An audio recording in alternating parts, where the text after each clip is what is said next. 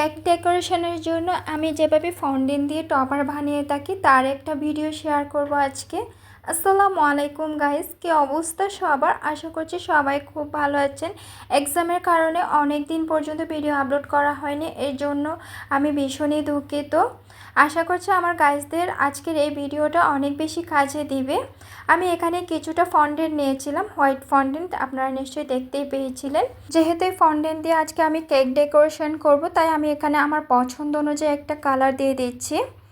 এখানে আমি রেডম্যানের cherry red কালারটা ইউজ করছি। একেবারে পারফেক্ট রেড কালার আনার জন্য আমার কাছে মনে হয় রেডম্যানের চেরি রেড কালারটাই সবচেয়ে বেটার হয়। ফন্ডেন্টের মধ্যে কালার মিক্স করার পর দেখা যায় ফন্ডেন্টটা অনেকটা নরম হয়ে এসেছে। ওই পর্যায়ে এখানে কর্নফ্লাওয়ার ইউজ করতে হবে ঠিক মতো শেপ দেওয়ার জন্য।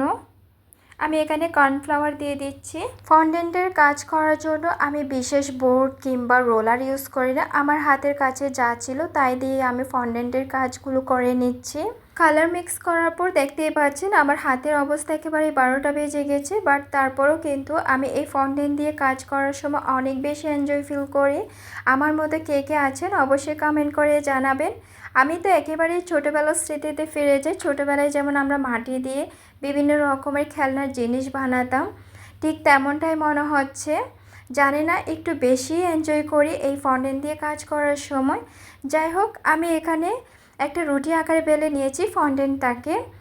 এরপর একটা হার্ট শেপের কুকি কাটার দিয়ে আমি এটাকে শেপ করে নিচ্ছি, অর্থাৎ হার্ট শেপ করে কেটে নিচ্ছি। আর মাশাআল্লাহ দেখতেই পাচ্ছেন হার্টগুলো কতটা কিউট লাগছে। হার্ট তো এমনিতেও কিউট, বাট আমার কাছে একটু বেশি মনে হচ্ছে। এইখানে আমি 3টা বড় সাইজের হার্ট কেটে নিয়েছি। এরপরে একটা ছোট কাটার দিয়ে ছোট ছোট হার্ট শেপ করে নিচ্ছি। আর কেক ডেকোরেশনের জন্য আমার হার্টগুলো একেবারে রেডি।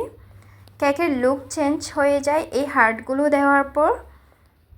আশা করছি আমার আজকের ফন্ডেন্টের কাজটা সবার অনেক বেশি ভালো লেগেছে। সবাই খুব ভালো থাকবেন। আজকের মতো বিদায় নিচ্ছি। আল্লাহ হাফেজ।